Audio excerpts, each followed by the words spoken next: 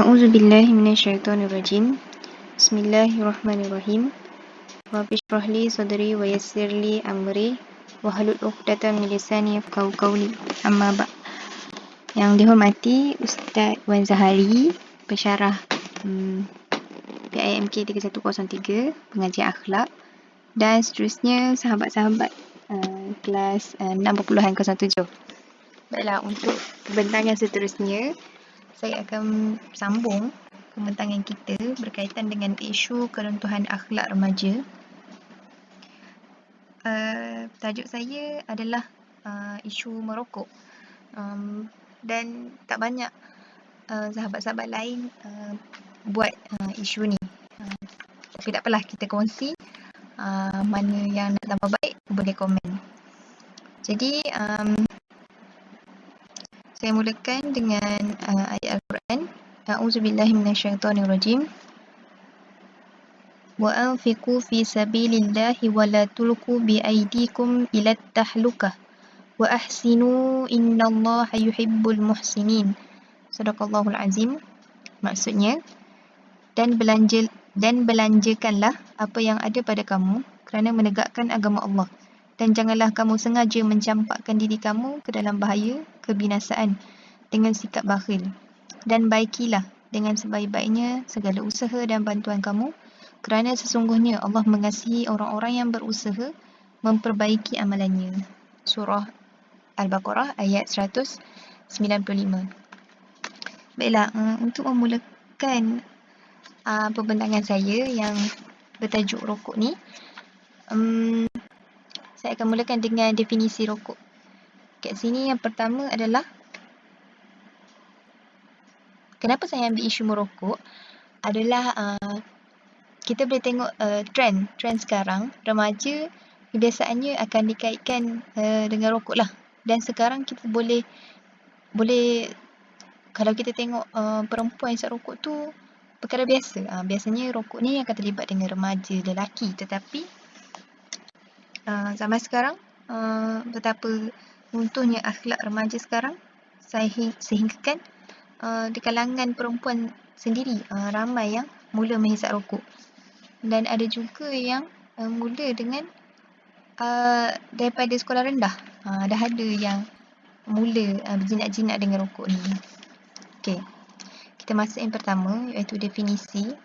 Iaitu rokok ni adalah tembakau yang digulung di dalam kertas.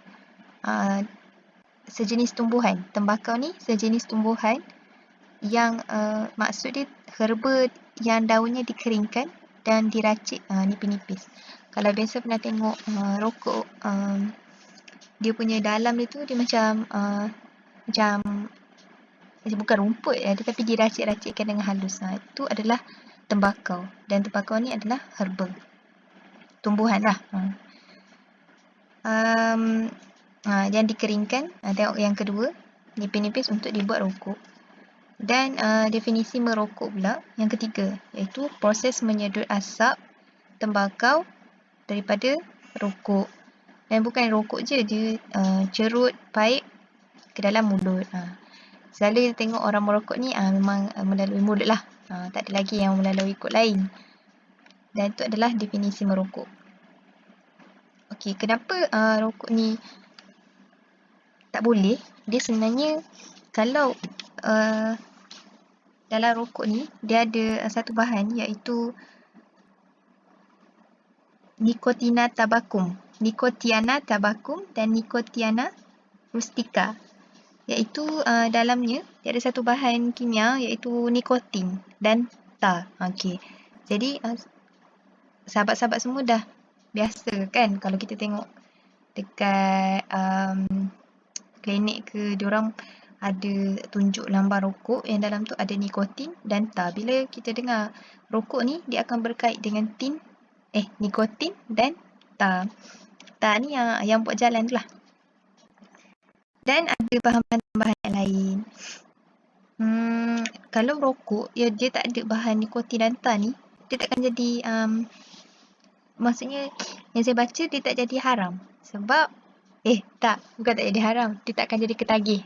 Sebab nikotin dan tar ni lah yang membuatkan seseorang itu merasa ketagih. Okey.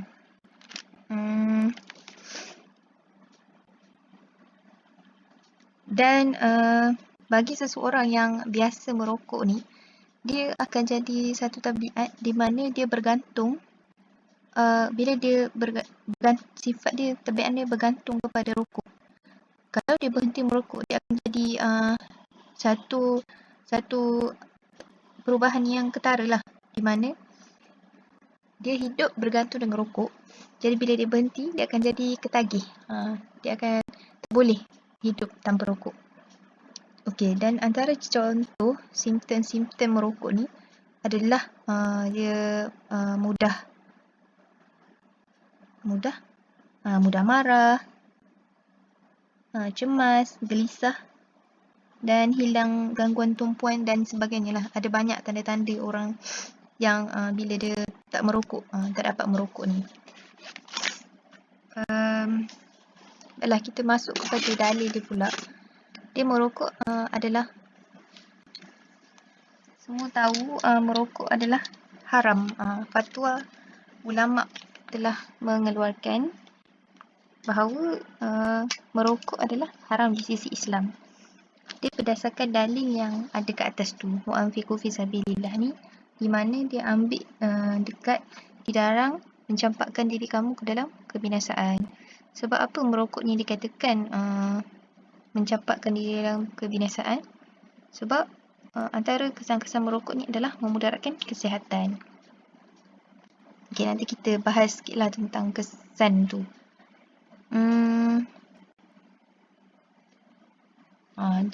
Allah sendiri menyebut surah Al-Baqarah yang kita baca tadi, janganlah kamu sengaja mencampakkan diri kamu ke dalam kebinasaan.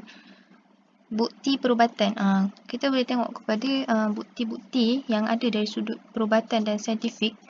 Merokok ni adalah punca sekurang-kurangnya 25 jenis penyakit yang boleh membawa maut.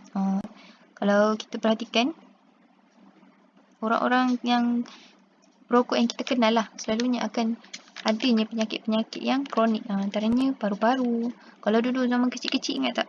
Selalu ada iklan merokok yang dia potong paru-paru, ada hitam dalam tu, dia potong otak. Berbeza otak perokok dengan otak orang yang tidak merokok ni.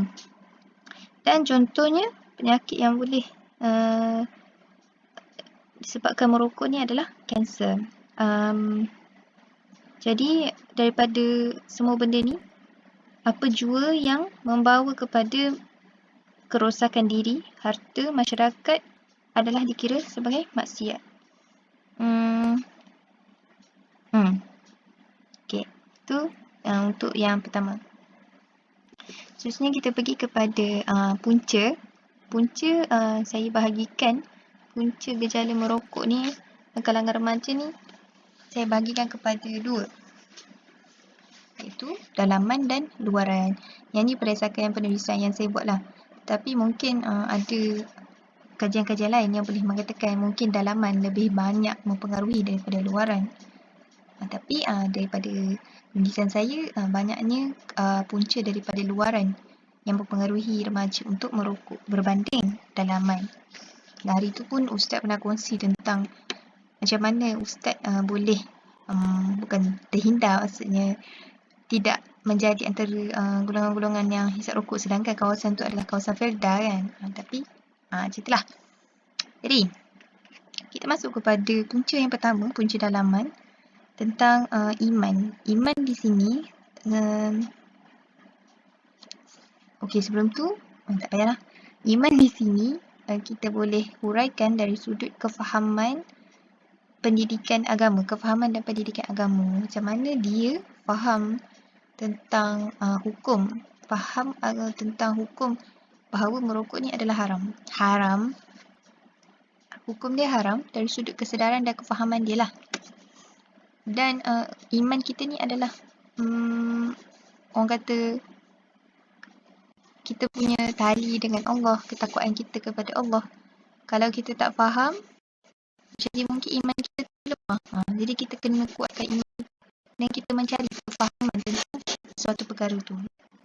Dan malanglah kepada satu kaum golongan remaja ataupun kaum manusia ni, kalau mereka faham Islam dari sudut serpihan sahaja, mungkin dari sudut ibadah sahaja, tetapi tidak merangkumi segala aspek kehidupan. Atau merokok ni dia termasuk juga dalam kehidupan seharian kita. Kalau kita tahu bahawa ia hanya haram, kita akan tinggal lah.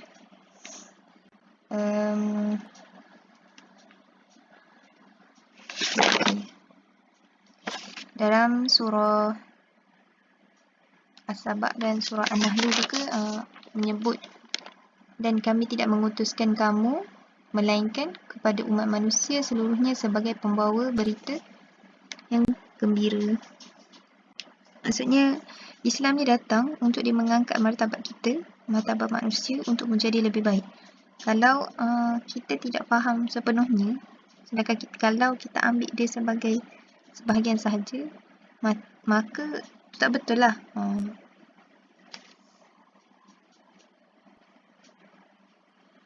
Okey, yang kedua, itu adalah punca iman. Maksudnya dalaman kita lah, kekuatan kita kepada Allah. Macam mana kita faham agama dan kita tahu bahawa kalau kita pegang sungguh-sungguh merokok ni haram, iman kita kuat kepada Allah dan kita kata merokok ni haram, so kita akan tinggalkanlah benda tu. Yang kedua adalah tekanan perasaan.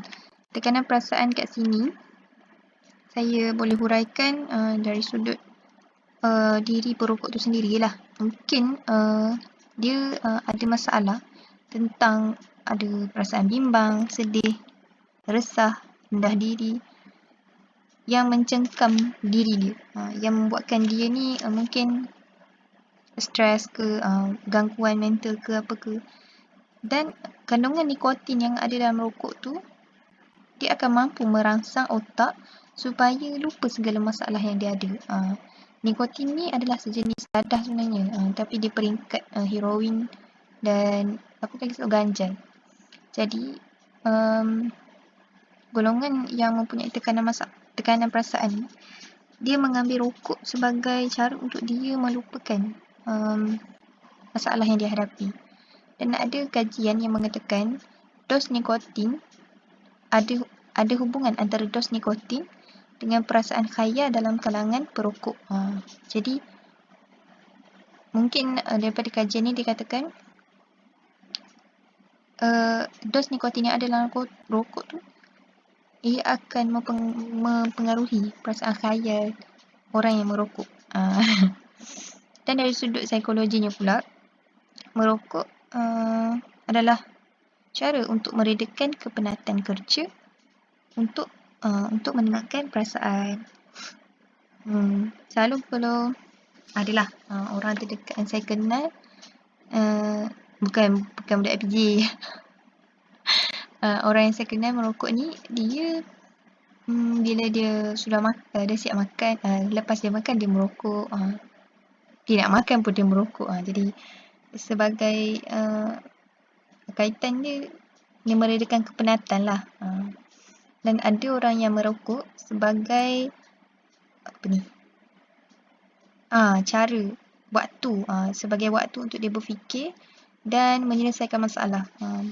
Dan orang yang saya kenal ni, dia kadang-kadang kalau dia ni orang yang suka bertukang lah, bertukang kerja-kerja kayu ni. Jadi bila dia buat kerja, dia akan hisap rokok. Jadi benda tu dia akan macam galik lah. Jadi orang kata galik ni macam tak sedar dah masa berlalu. Lama dah dia buat kerja tu sebab sambil dia merokok sambil dia buat kerja. Mungkin bukan merokok tu menyebabkan dia rasa dah lama dah galik tu, tapi bila dia buat kerja, bila dia merokok, dia rasa macam puas lah. Dia tak bosan, tak macam kita kalau study, saya study tiba-tiba hilang fokus, macam tu. So tiba-tiba masanya jadi panjang, sedangkan yalah, kaitkan sendirilah. Dan ada yang kata boleh cetuskan inspirasi ataupun tingkatkan keupayaan untuk berfikir. Dia jadikan merokok ni sebagai untuk dia mencari inspirasi. Ada jugalah yang kata macam tu. Wallahualam lah. Apa kait? Okey. Jadi untuk